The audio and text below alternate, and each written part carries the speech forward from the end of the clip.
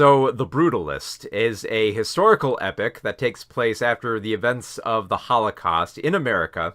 It's directed by Bradley Corbett, and it's all about Laszlo Toth, who is a Hungarian Jewish immigrant who survives the Holocaust and comes to America as an architect to build his kind of like magnum opus for a project that he's been hired onto. Now, when I first watched this film, I didn't look up too much about it, and while I was watching it, I kept thinking, there's a lot of detail here, and it's so intricate and complex that I had to think, is this based on a real person, or maybe it's like it's based on a historical drama novel, or at the very least, like the giant structure that he's building, like that has to be real, right? There has to be like something that it's drawing from, and no, everything in this film. I mean, just from like the characters and what they go through, is very much like an original narrative, and I was just stunned by how much thought went into staging this type of film, because it is a long film, but it does cover a large stretch of this one guy's life that is very complex. So Adrian Brody plays Laszlo as a very conflicted character. Like, there's a lot going on with him. Like, when he arrives in America, like, we follow him when he just arrives, after reading letters about how his wife and niece were left behind in Europe and had to like endure the horrors of the Holocaust, while he tries to like make a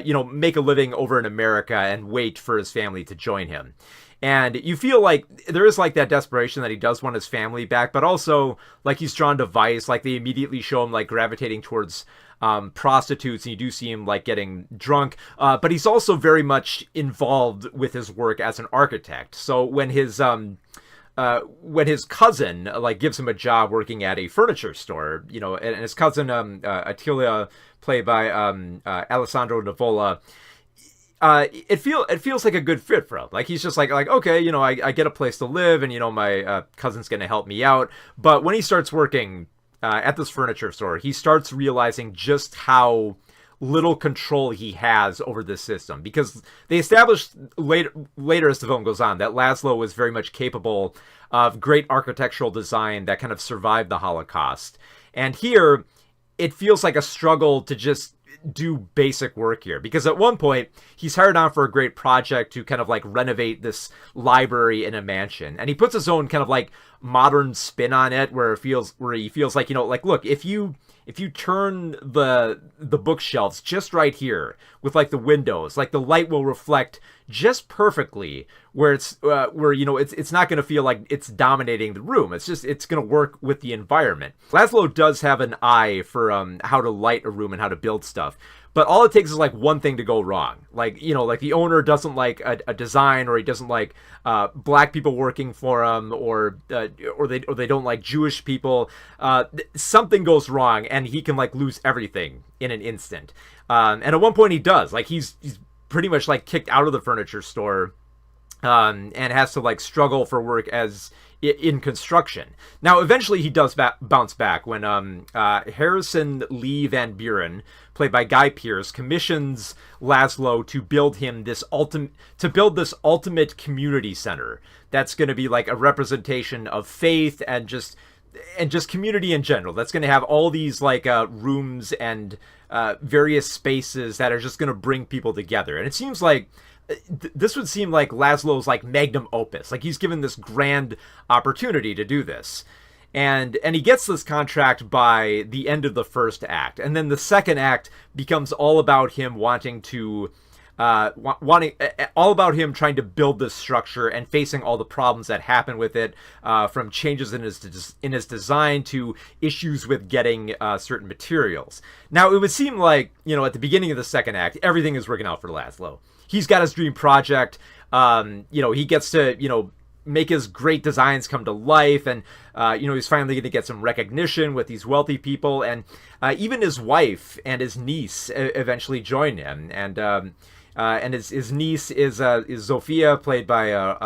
Raffi Cassidy, and his wife is let's see here, Ezrbit, played by Felicity Jones. And you think, okay, he's been reunited with his family, he's got this great contract, everything's going right for him.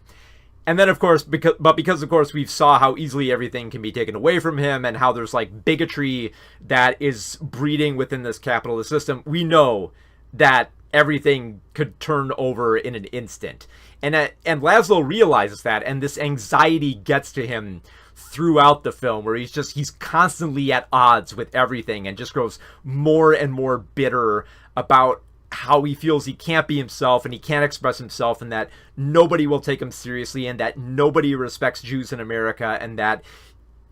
he's just losing control of his life, especially with, like, his addiction to heroin, which bleeds over into like the struggling health problems of his wife, which is just like such a depressing descent to see, but also, like, it arrives at a very sobering moment where, you know, Laszlo just confesses to her, like, you know, this is how hard it is just to, you know, achieve this American dream that a lot of people feel like they've been promised him. And the film fluctuates between, like, these grand moments of beauty and grotesqueness with you know, all the triumphs that Laszlo has, but then also everything that, like, shoots him back down again. The perfect illustration of this is there's one scene where Laszlo takes off with Harrison to go visit this quarry that has this special stone that he feels is going to be perfect for building this structure. And when they visit the quarry,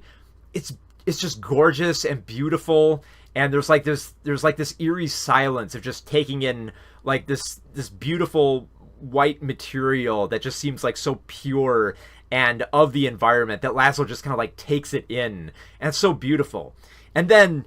after that scene, we get a moment where Harrison and Laszlo are hanging out in a bar and they're getting drunk, and Harrison just takes advantage of Laszlo in the worst humanly way possible. Just, we go from, like, this great moment of environmental beauty to just the most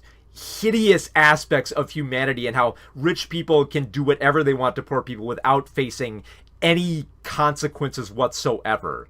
That is so disgusting. Now, there is a little bit of like a sobering payoff to what Harrison does to Laszlo, but like the resolve that it has is, it's a little bit surreal, but it also kind of makes sense in how Harrison kind of tries to avoid the situation by almost kind of like disappearing into, like, thin air, showing, like, how there's little that he has to answer for, and that, you know,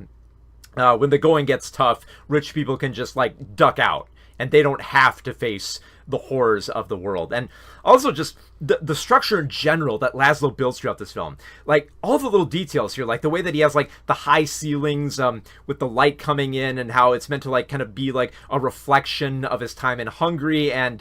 what he feels during the Holocaust, and all these, like, little details that only people who have experienced the Holocaust would take into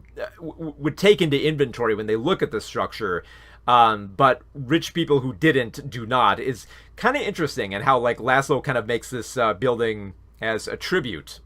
almost to his people, and to his ambition, which is kind of, like, questioned and derailed at several points of the film, like, almost, like, literally derailed. Like, at one point, like, a train of materials derails, and it just throws off all his plans and just makes him more and more bitter as the film goes along.